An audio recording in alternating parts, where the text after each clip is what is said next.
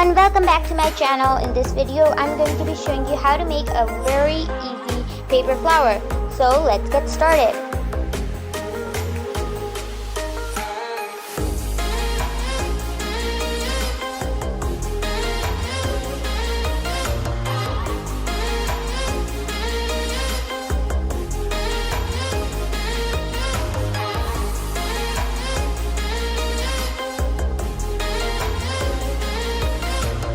So now what you have to do is put glue in the top center of the circle. Do not put it on the whole circle, and then stick all of your circles like this and make a ball.